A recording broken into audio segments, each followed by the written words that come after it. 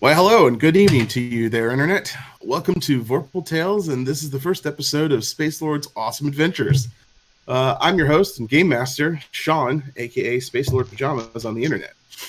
We are playing Pathfinder 2nd Edition, and for this adventure, we'll be running the just released module, Extinction. This is the first book, The Show Must Go On, of what I think is a 6-part series. In this episode, we'll be covering character creation and maybe dive into the first chapter. We'll see how far we get. But first, let's introduce our players. Tyler. Hi, I'm Tyler. I've been gaming since the late 90s. I played a lot of systems. I love tabletop RPGs, PC gaming, dogs, cold and snow, rainy days, and these guys. Also, TV that makes you hurt so good. I'm really excited to play Pathfinder. I DM it a lot. I get very little chance to play as a player. 2nd edition is amazing. It's probably the greatest thing I've seen Paizo do. So I'm pumped! Cool. Yay. Steve, tell us about yourself. Hello, I'm Steven, at Voodoo Arcade in the internet. I've been gaming since 2005. I'm a member here at Vorpal Tales. I am in our Call of Cthulhu game with Tyler and Sean. I have played almost any and all RPGs out there. I love it. It's the best hobby in the world. At first game in 2005, Sean was in. Been gaming with this guy ever since. 3.5, 4th edition. I just got done running a 2-year-long 5th edition campaign for Dungeons & Dragons. I've only dipped my toes into the Pathfinder world, but ready to take this dive into it. So I'm also excited. Cool. Excellent. Dwayne. Well, hey guys, my name's Dwayne, but I go by Made of Kimchi all over the internet and any type of gaming that I do. My RPG experience started when I was about 13, but I really didn't get back into it until I was in my early 20s, where I started with D&D 3.5.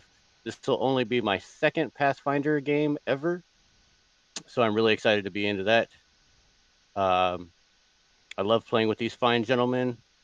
Most games I tend to play the female warlock, which everybody knows, but going to be getting out of my comfort zone today. Awesome. Thanks for those intros, guys. As for myself, I'm your game or dungeon master. As I mentioned up at the top, I'm Sean, Space Lord Pajamas on the internet, and gaming is life for me. So I was introduced to role-playing mostly through video games. Early on, I loved the epic tales of gamings like in Dragon Quest and Final Fantasy. So yeah, I really love gaming. I really love Pathfinder. I'll get into how I got into Pathfinder and discovered it later when we discuss the system. But yeah, so I've been gaming for a while and been gaming with these guys for a good long time. And yeah, good stuff. So it's just, all about the dice. So that's what we're going to be doing here. Speaking of playing, let's talk about Pathfinder 2nd Edition real quick. The Pathfinder role-playing game is a fantasy role-playing game, RPG, that was published in 2009 by Paizo Publishing. Beginning in 2002, Paizo took over publishing Dragon and Dungeon magazines, which were about the Dungeons & Dragons role-playing game, under contract to D&D publishers Wizards of the Coast. Wizards of the Coast chose not to renew their contract in early 2007, and Paizo began publishing Pathfinder periodical line as a replacement. In August 2007, Wizards of the Coast announced the pending release of the 4th edition of D&D, which replaced version 3.5, the best version of D&D.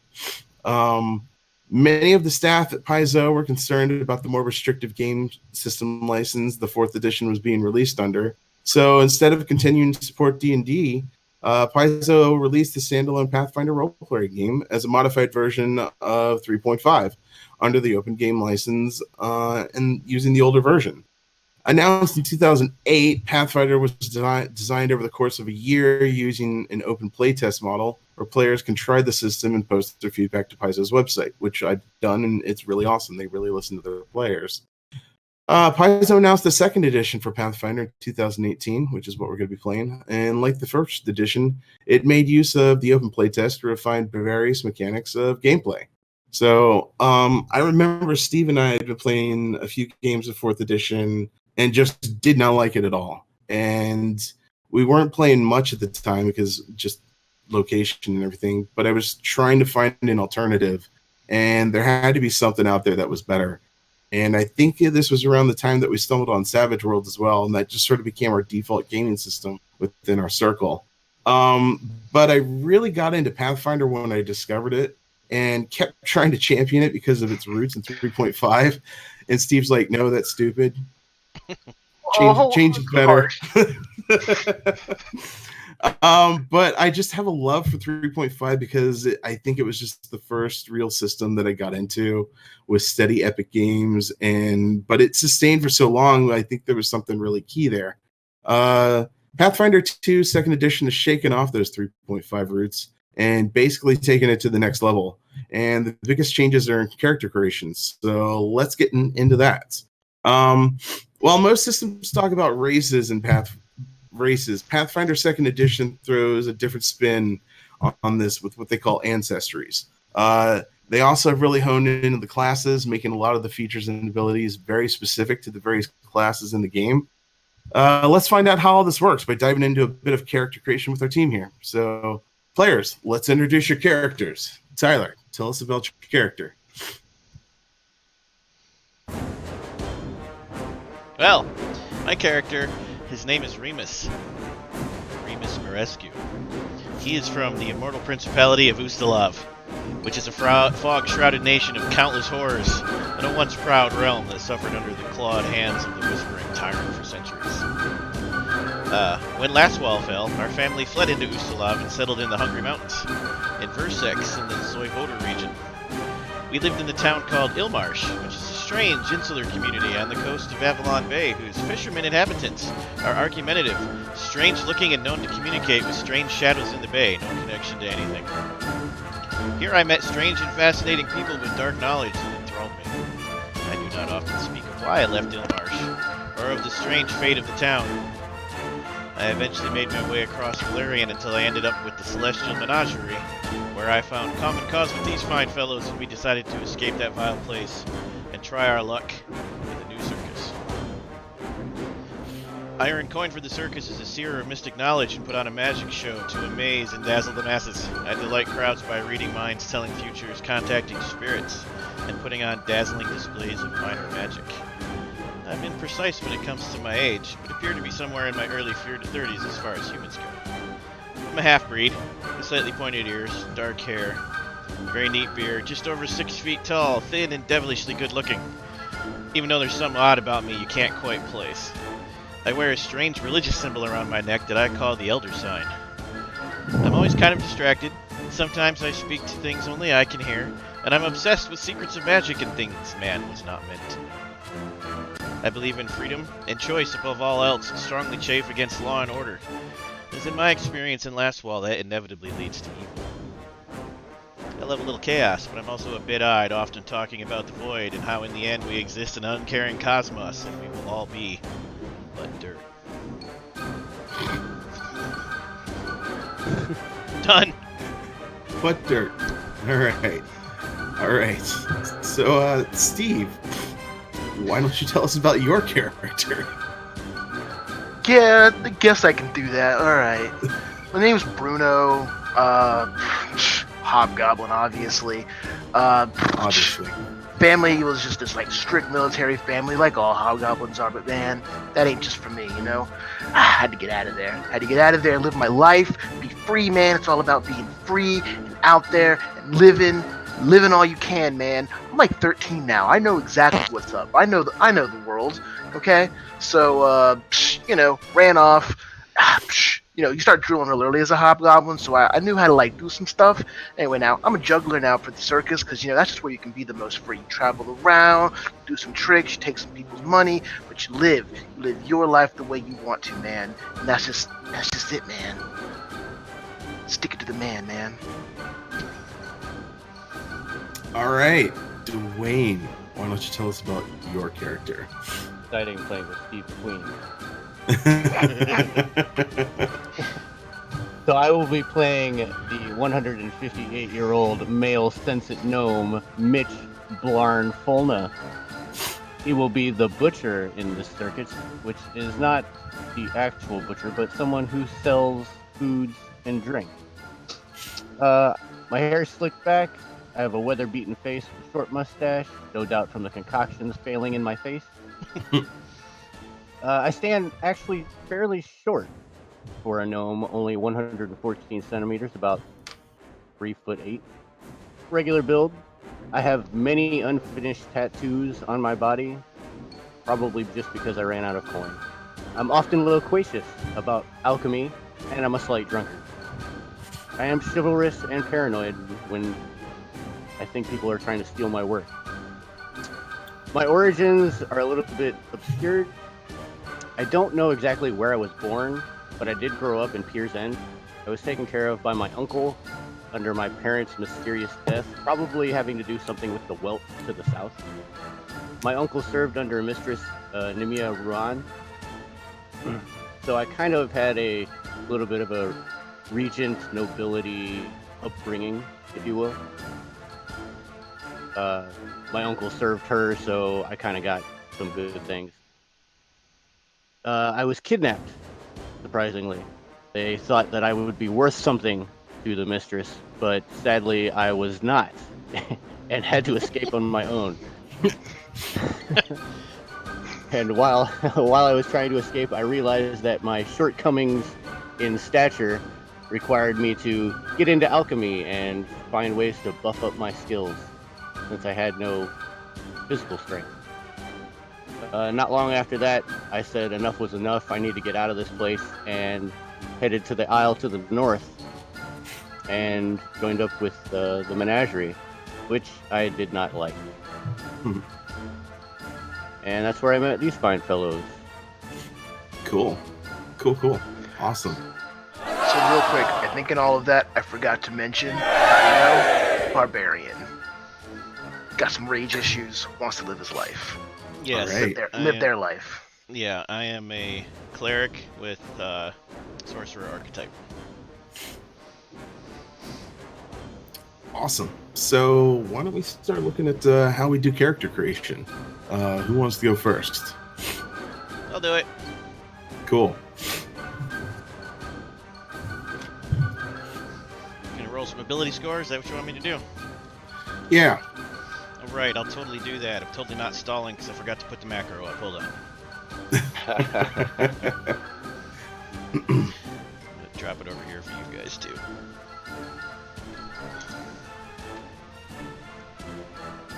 Alright, see how bad this is. Oh no! Oh my goodness. Yeah, I'll take it.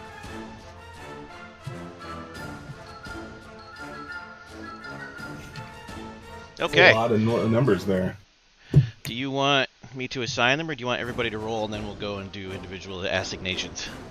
Yeah, let's have everybody roll. Steve, All roll them right, dice. rolling them dice. Come on, Bruno, get some 18s. Oh God! Okay. So That those pulls are down the crap. average.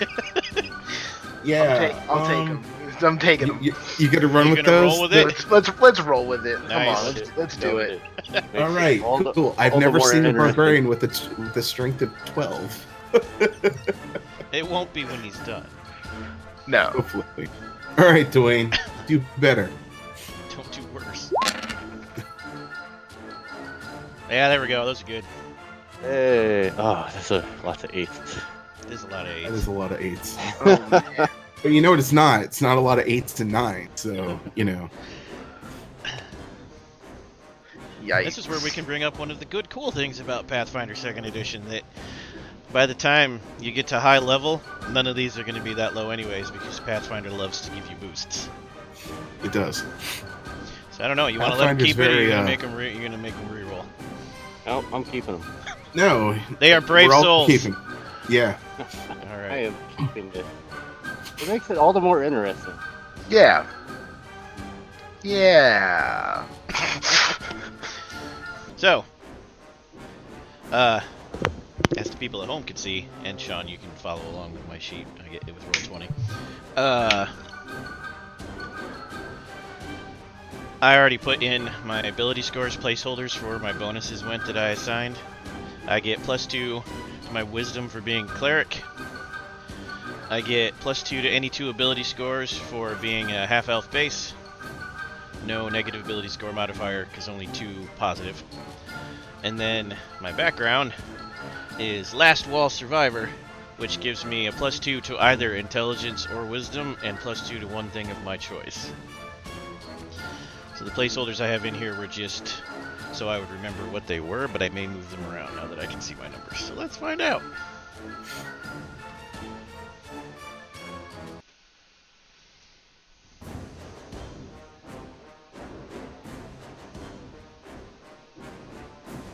So first I'm going to deal with the 11s. We're going to put 1 in intelligence. Because clearly if I worship Yogg-Sothoth, I am not a smart person. And we're going to put 1 in strength. I don't necessarily know if low intelligence equals poor life choices, but... It does for me. I'm super wise. Somehow. For now, I'm going to put the 12 in con. Which leaves 2 13s and a 15.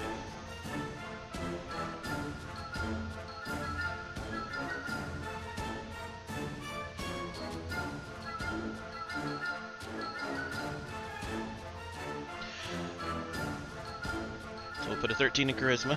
Now that's a 17. Which is good if I'm sort of the faith. And a 13 in dex. Which makes that 15. And then if we put the 15 in wisdom, you can't go higher than 18, but it puts it at 18 for my primary ability score. Cool. I like it. I'm going to leave it. All right. Steve, let's take a look at your ability scores and how you're going to stat them. Okay. I have also, as you can see on my character sheet, pre-allocated some of my bonuses based on my ancestry, heritage, and background. Again, ancestry is Hobgoblin, heritage is Elfbane, background is Entertainer. So at this point, I kind of have a static bonuses to Strength, Dex, Con, Intelligence, with a negative to Wisdom. So obviously, I'm going to put one of those, my 2 big number 12 in my roll. So I'll keep that. Keep one of those 12s in strength, which will actually bump it up to a 13 since it's already in, or no, a 14. Since I get a +2 to it, so that becomes a 14.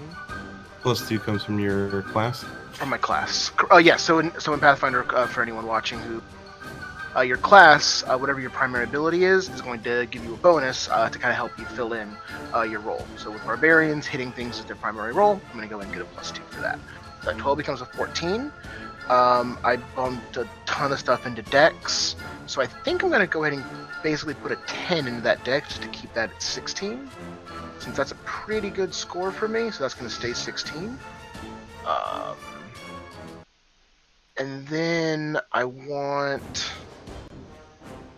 my con good as well, so I can soak up some damage. So that's going to be my other 12, and that becomes another 14. So I'm now sitting at a 9, 9, and 8. Okay. 1 second. So when we usually play games, we cheat. Yes, that is We correct. roll ones, all that fun stuff. So this is going to be following the rule, going a little hardcore. The way we like it. Yeah.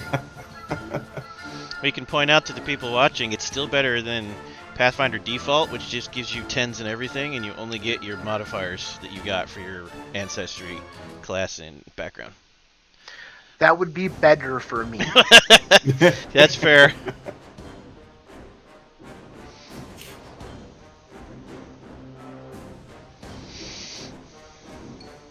You know what? Actually, Gonna put that 8 in intelligence. I'm going to put that 8 in intelligence. I didn't think Nice. about that. Okay. So 9 with a -1 becomes an 8. back to this. It's thematically appropriate for a 13-year-old. Right? Is that what it was? Hold on. No, because I'm taking a -2 to that. That's right. So If you put 7. You're right. No, 7. Yeah. So my wisdom's gonna become a 7. Sorry, everybody. Math in my head, always a good Math is decision. And then that intelligence is gonna drop down to a 10. Right? Sure. Yes. Our barbarian is Yes. going to be charmed all the time, Dwayne. No. I might as well. I might be as too. Becomes an 11. Alright, so 12 and 12 into Strength and Con with +2s become 14. Dex is a 10 with a bunch of bonuses for my different things become a 16. Intelligence is a 9. No. Intelligence is a 10, which just stays a static 10. Because there was no negatives or bonuses to it. Wisdom is a 9, dropping it down to a 7. And Charisma was a 9 as well, with no bonuses. Okay. Cool. All right, Dwayne, how did you stat yourself? Mine actually didn't work out that bad. So, as an alchemist, I need intelligence to be high, but I already have a +6 due to my class background and ancestry. So I'm actually going to put the 12 in intelligence, which brings me up to 18.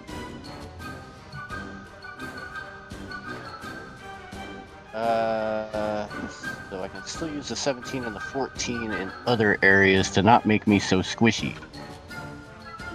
I'm going to go crazy, and I get a -2. I get a -2 because of my ancestry, which already brings me down to 8 from the base. And I'm going to put an 8 in there again, which brings me down to 6. Nice. Here's a new set of armor, Gnome. How come he's not getting up? My other 8, I think I'm going to put into Charisma because I'm so paranoid of people. So because of my ancestry, I get a +2, so that gives me a 10. So my 8s are gone. The 12's gone. I still have a 17 and a 14. I think I'm going to pop the 14 into my Dexterity, which will bring me to 16 on Dex. And I will put my Wisdom or Con. I put it into Con. I already have a +2. Oh, that doesn't work. Can't go over 18, right? Correct. Oh, it looks like we're putting Wisdom at 17. And I'll put my Con in the 14, which brings it up to 16. Not too bad. Strength of 6, Dexterity of 16, Con 16, Intelligence 18, Wisdom 17, Charisma 10. Not That too looks shabby. like I made that character. Nice. Cool. So, Tyler, why don't you tell us a little bit about your character and why you chose what you chose? Can do. Get it open again. Okay. So, we'll start all the way back at the beginning. I went with half elf, and I chose as my ancestry feat elf atavism, which is a half elf feat that I am opening up.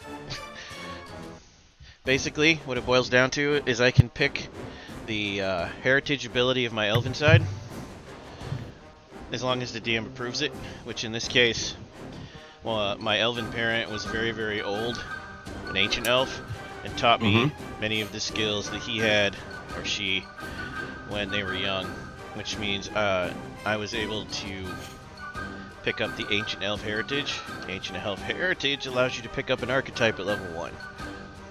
So I am able to have my sorcerer archetype at level 1. Normally you have to pick your sorcerer your archetypal dedication feat at level 2, so I get it a level early. This gives me 2 cantrips. It lets me pick my sorceress bloodline, a couple extra skills. In this case I learned occultism and intimidation, and it sets me up for future things. I have the aberrant bloodline, which gives me access to the occult skill knowledge and occult spells. I picked up Ghost Sound and Mage Hand of my cantrips from that. When we hit level 4, I can further expand those spells. Half Elf gives me 2 languages, gives me Common and one of my choice. So instead of Elven, I picked Aklo because it's thematically appropriate, even though it'll probably never come up. Aklo is the Pathfinder version of the Far Realm language, the Underground, Undercommon, whatever you want to call it. Alright.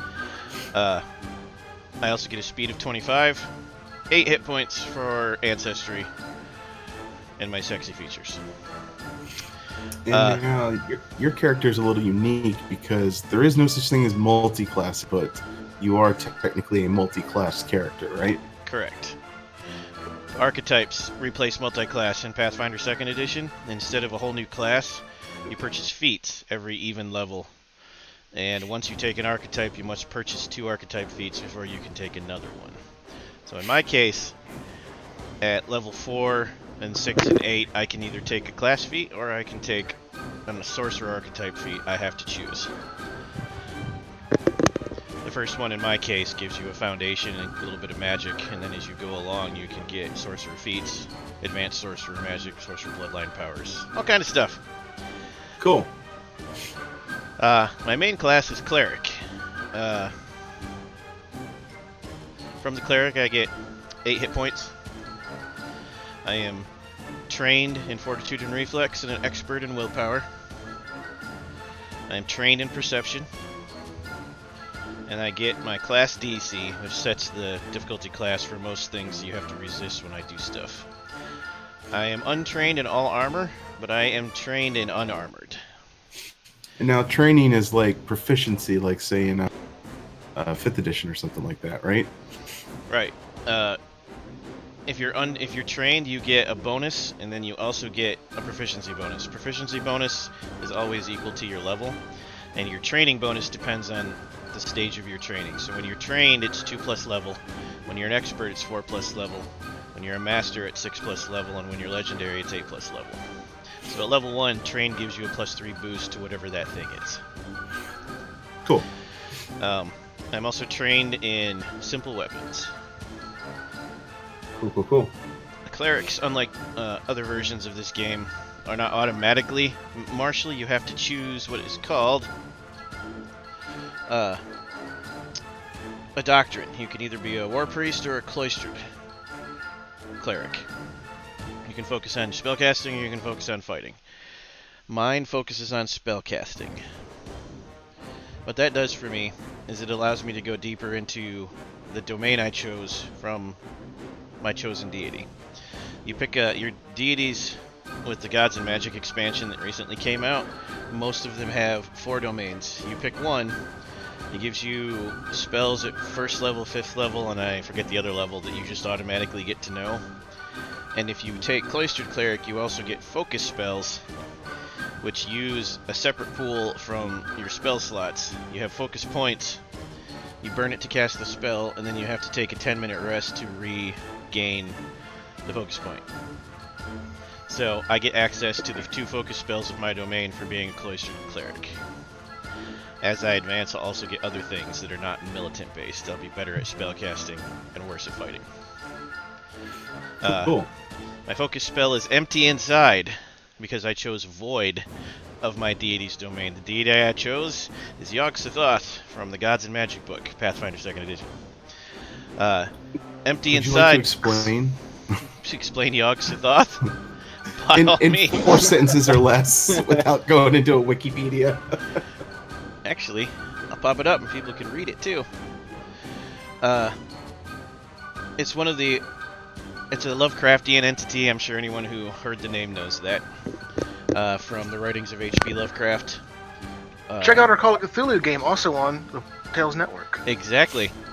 There you go. This character is very Tyler. I feel. It's very Tyler. There he is. We decided to go with play what you know. He's basically the Except god for Dwayne, I'm so except for sorry. Dwayne. I don't know. This character's pretty. From what I played with Dwayne, it's about its on spot.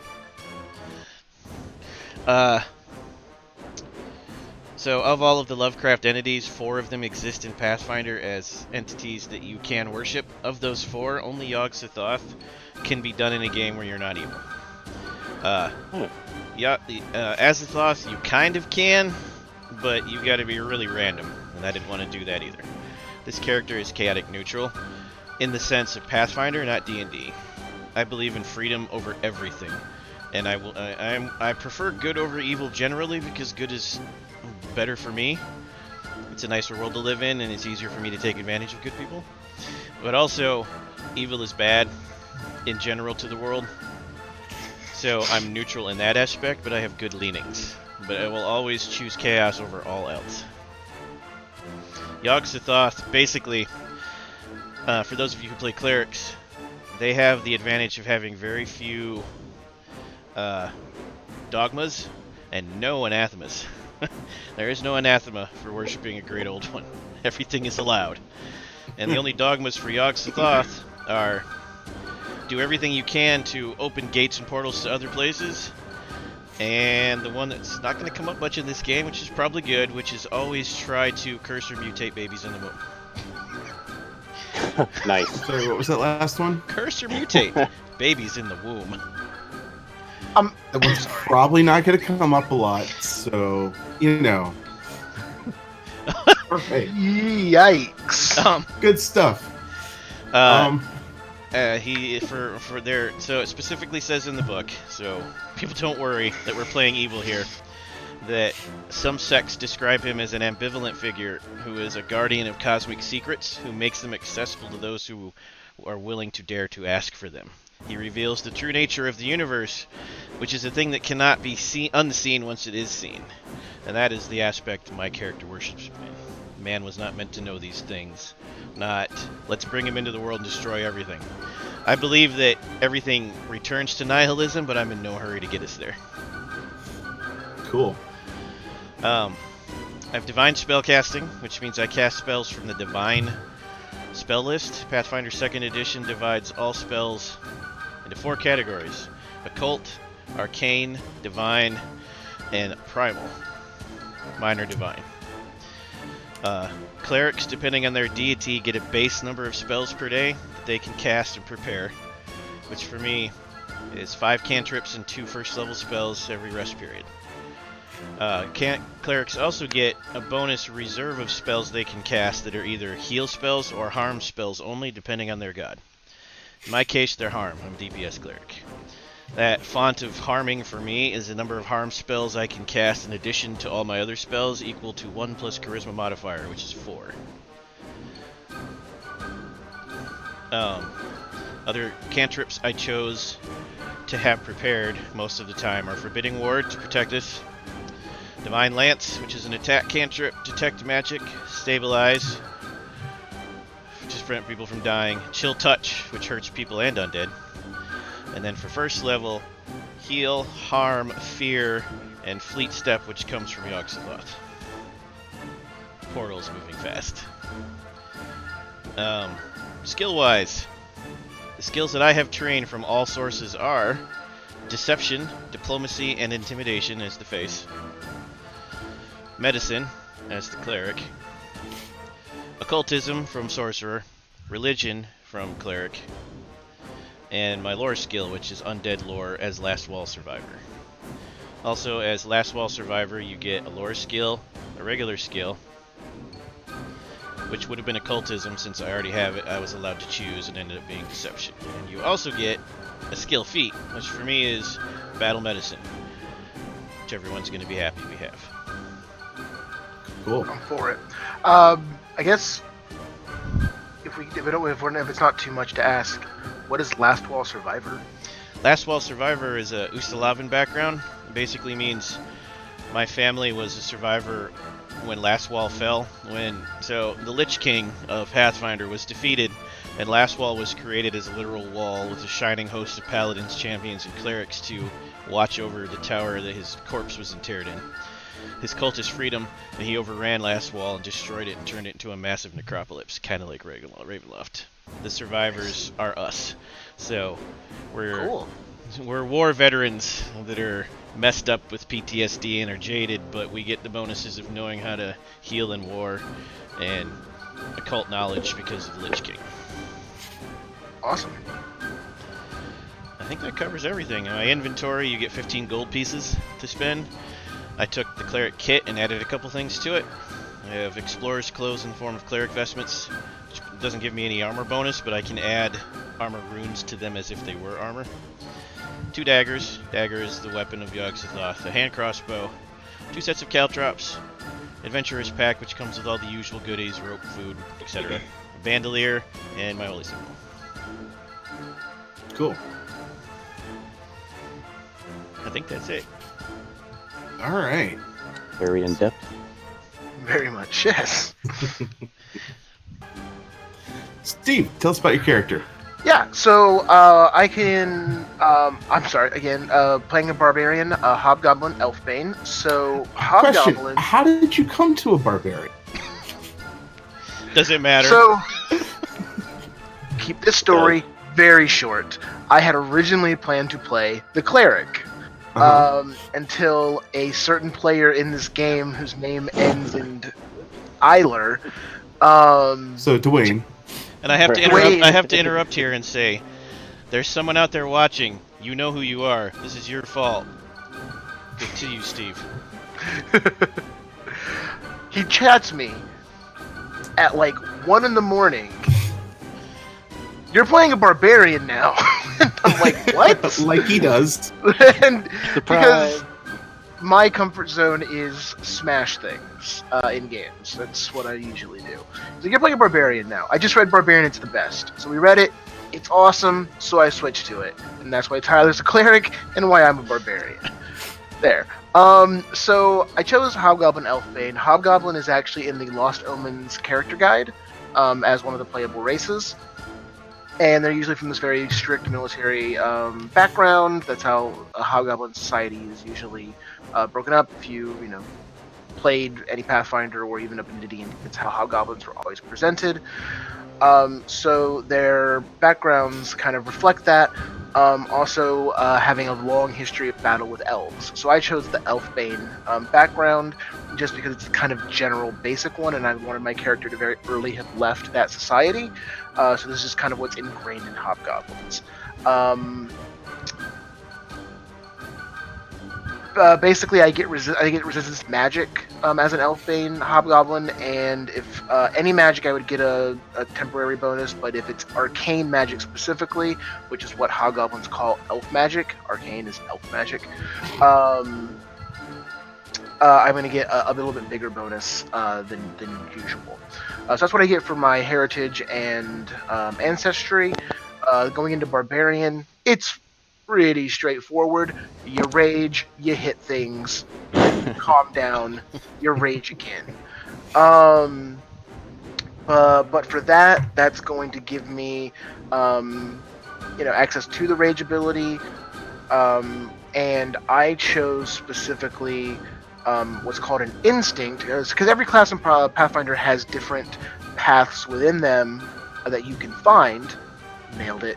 And so, but each class it's called something different. So, like for Tyler, you said yours were disciplines, I believe, or something like that. Yeah, basically, yeah. Yeah. So for barbarians, it's instincts. What is your instinct as a barbarian? And I chose the fury instinct because it's awesome. It really is. Tell us how awesome it is, Steve. I'm trying to. Where did it go? Fury instinct. So the fury instinct basically just means you super rage. You don't have any Euthymia or an instinct ability. Instead, I get an additional first level barbarian feat. So You also get specialization ability, which increases my damage and rage from 2 to 6. So already off to a huge start damage-wise when raging. Later on down the line, very high game stuff, you're going to get that up to a plus 12 to hit. And I resist physical weapon damage, but not physical damage from other sources, such as unarmed attack. So a little bit extra DR when it comes to that. So raging with the Fury is all about smashing and getting hit back, and not feeling any pain. No pain. So that's the Fury instinct. Awesome. So if I understand that, like a sword hurts you less, but if I punch you, Correct. it does. Yes, because physical contact is true pain. Right. Hugs are killer, you know. Hugs are the killer. Don't hug me.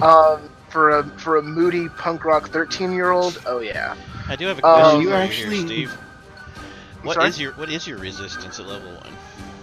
Because I'm curious. People at home might be too. My resistance? In Pathfinder 2nd Edition, when it says you have resistance to a type of damage, you have a rating. I know this answer. But I don't know this answer.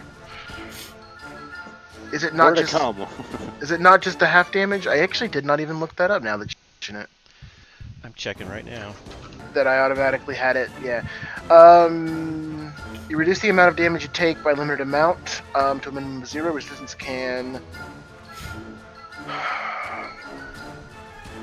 If you have more than one type of resistance... Yeah.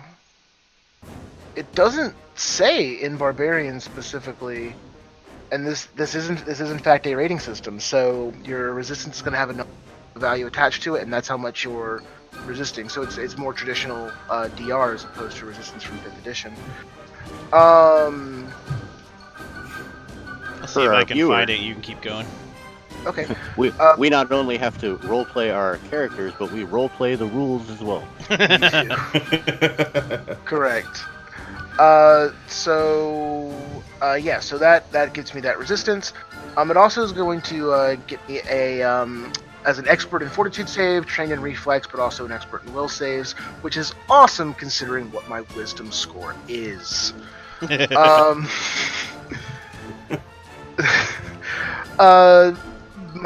get some my ancestry feats and abilities. I get vigorous health, which lets me, as you can see here, whenever I would gain the drain condition, I can attempt a DC 17 check. On a success, I don't gain that drain, so I can keep fighting despite losing a lot of blood. Blood's not important. Again, hugs are what's brutal out there. Fascinating performance. I am actually the juggler of the circus. I am Bruno the Barbarian Juggler. With my high dex and coordination, things of that nature, I can juggle axes and flaming axes and sharp axes and double axes. If it's an axe, I can juggle it. And so I can fascinate people with this performance. I also have an intimidating glare. This comes from Barbarian class feature. Basically, I don't have to speak something's language to be able to intimidate it. I can do it strictly off of body language and facial expressions, things of that nature. Which, again, is great considering what my charisma is. Other things to note, I use a great axe. I'm going to get that bonus, so I'm either doing a D12 plus 2 or a D12 plus 8, depending on if I'm raging or not. My skills that I am trained in are athletics, intimidation, performance, society, because you gotta fight society, and to fight it, you gotta know it, man. I know what it's like. I know what that's all about. Don't think I don't know, man. Okay. And then survival, thievery, and theater lore to kind of help round out some features of living out outside of the rules. The resistance doesn't kick in till 9th level. It's an automatic feature that kicks in. And it's 3 plus con modifier. So, even though I get that... That's telling you when you get that class feature what kind of resistance you get, because each of the different types of barbarian get a different resistance. Got it. Okay. Could have read that. Sorry. Sorry, everybody. It was hard to That's find. Yeah, that's really Obscure it. Yeah, obscure lore. Um, languages are common in Goblin, because Hobgoblin, and no one needs to learn more. Other than that, though, that's me. Cool. Cool. So, Dwayne. Was it my turn now? Yay. Yeah, you want to break down Mitch for us? All right, Mitch, the Sensate Gnome. Why Mitch? So, well, since you bring that up. So we were chatting in Discord about what we wanted to play, and Discord decided to change Sensate Gnome to Senate Gnome. And, and someone, again, their name ending in Eiler. So, Steve. It was me. Thought that Mitch was a good name. So I went with Mitch. All right. Cool. Why don't you tell us about the more interesting parts of your character? So, to start out for the Sensate Gnome, because I have a big schnoz, I am able to smell things very well, which gives me perception bonuses when I'm using my nose, or when it comes to smelling things. Cool. Which is fun. As far as the class features go, for alchemists, they have research fields, and I went with the bomber because I like to blow stuff up. Me too. My favorite class. Being a bomber allows me to apply splash damage to a single target instead of spreading it out. So if my friends are in beating something close range, I can apply the splash damage just to that enemy. I'm able to craft things on the fly. I can create infused reagents to, again, craft different chemicals that I haven't prepared for the day. I chose Gnome Obsession for my ancestral feat, which allowed me to pick a lore skill, which I chose Circus lore. And it starts as trained. And at each successive level, it goes up in proficiency. So at second level, it'll go to expert, in addition to the lore that was granted by my background. So at second level, 7th level, and 15th level, both my mercantile lore and circus lore will increase in proficiency. Automatic. Cool. I have low light vision from my ancestry. From my background, I got the Read Lips ability. My background is a butcher, which again, in the introduction, I said that is someone who sells food and shoddy toys to all the little peoples, sometimes larger than me. But the Read Lips allows me to read lips of anyone I can see clearly.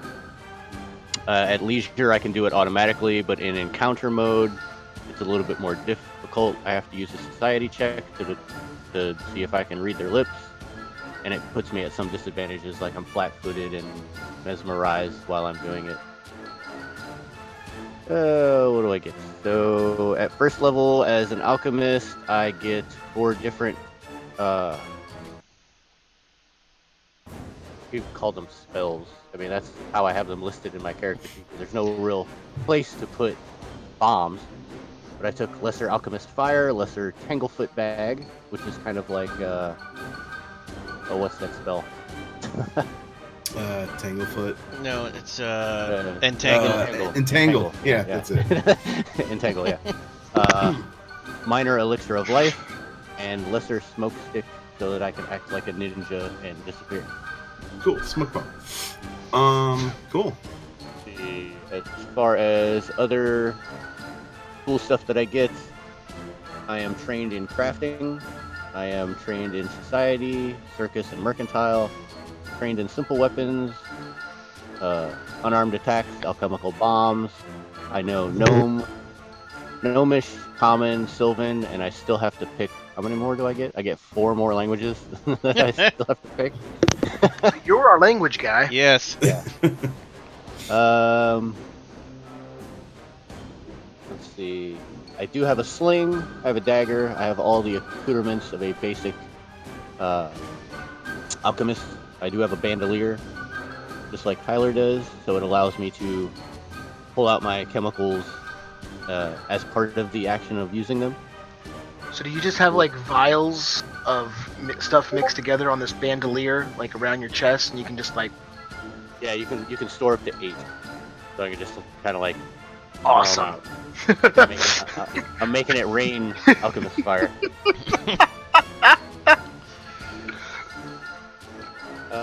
But I doubt you guys will see me doing any close combat. I mean, I do have a dagger, so that is dex based, so or finesse. That's what the kid's for. Okay with it. But I think that's about it. Do I have anything else? Caltrops, my formula book, which is just like a spellcaster's book, except it just has recipes instead of spells. So Dwayne, looking at the player's guide for Extinction Curse, it says Draconic, Elven, and Undercommon might be useful in the guide to languages to take, since you still have openings. Okay, I mean, I get 4 more, so boom. Hey, if it's telling you to take them. I will probably take Elven because you know Elven, Tyler, correct? I do not, but I do know Undercommon. I called it something weird from Pathfinder 1st Edition, but it's Undercommon. But I don't know Elven. So I picked that's another thing for people listening. Half-Elf, the DM lets you pick what your halves are. So we went with Half-Elf as the base, but I'm actually half Thing from Beyond. So I don't know Elven. Very typical Tyler character. Yes. Tyler already breaking the game.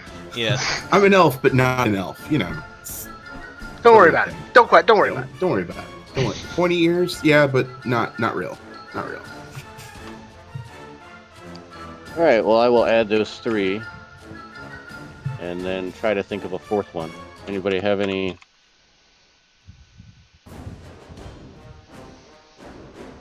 Anything cool? You took the best language, Draconic. Draconic, Undercommon, Elven, Sylvan, Gnomish, Common, and...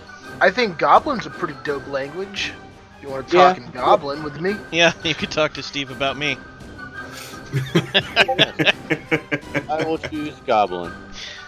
I'm sure I would have learned that along the way. There we go. So those are my 4. Cool. I think I have to add anything else. We can talk. We can talk behind the weird elf's back. The weird not elf. Weird not elf, right? Casting his elf magic. That's okay. I'm both a sorcerer and a cleric, so I'm sure if you won't be my friends, I can make new friends. That's a good question, Tyler. What do your spells actually count as mechanically? Are they divine or are they Occult, both. I cast my sorcerer spells as occult using charisma, and my divine spells, my cleric spells as divine using wisdom. So theoretically and technically, I have 2 class DCs and spell attack bonuses. Forget I asked. I cast the occult just like a sorcerer, and the divine just like a cleric. Okay. It doesn't merge them. Well, I guess that's all of us, because we're 3 instead of 4, because we're too cool to need 4. Yeah. Yep. I'll go. What's everybody's hit points? I'm the lowest. Squishy Caster was 17. I have 24. Okay, so I'm in the middle with 19. Yep. I also have probably the lowest AC currently. It's just 15. 18. I have 18 as well. Yeah. Yeah. Honestly, I think we're wearing the same armor with studded leather. And what's your dex at this point? 16. 16 I as get, well. I get the +3. Yeah. So with that proficiency, our bonus, and the plus whatever from the item, we get that 18. I gotta say, despite some hiccups here and there, and the kind of the weird thing with the shield and things, I just wanted to say this Roll20 character sheet is awesome. Autofills a bunch of stuff. I basically took 20 minutes, filled in a bunch of early stuff for my character, and all I had to do was plug in my attributes today when we rolled them, and my character was good to go.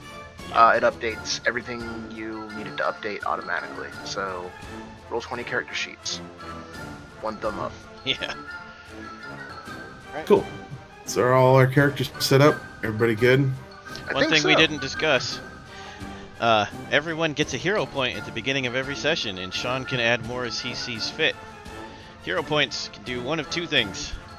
You can re-roll a roll that you just really messed up, or you can spend all your hero points to automatically stabilize when you're dying, without playing the death minigame. Is death all minigame of your hero points? Yeah, even if you only have one, you still use the one, but if you want to not die, you use them all no matter how many you have. The death minigame, when you lose all your hit points in Pathfinder, you drop to 0 or under. You got to start making a flat con check every round, which is modified by certain factors. Yep. If you fail, you gain a stack of death. You get too many stacks, which is 4, you're dead for real. And if you get any death stacks and get brought back, you come back wounded, which means next time you die, your wounded level is automatically failing that many stacks. And that goes away after long care, like full 24 hours of rest or something. Okay, cool. Can Steve use a hero point to reroll his stats? If you allowed it, yes. No. Do we get a hero point for this session? Yeah. Does Steve get a hero point for rolling with those stats? I mean, y'all kind of rolled not great, so then I have to give everybody a hero point. I think mine worked out well. Yeah, you got like That- double digits. High double digits. That is another good point. Unless the DM says otherwise, hero points never carry over. You can use them or lose them. And you get one every session? Yep, plus whatever you give us in the session, if any. Right.